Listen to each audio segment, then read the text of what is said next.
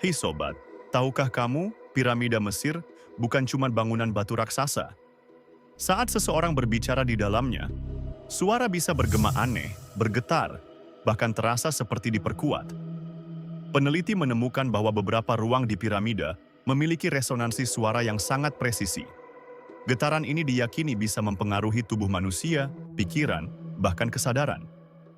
Apakah ini hanya kebetulan arsitektur, atau piramida memang dirancang sebagai mesin resonansi suara? Jika teknologi ini sudah ada ribuan tahun lalu, untuk apa sebenarnya piramida dibangun?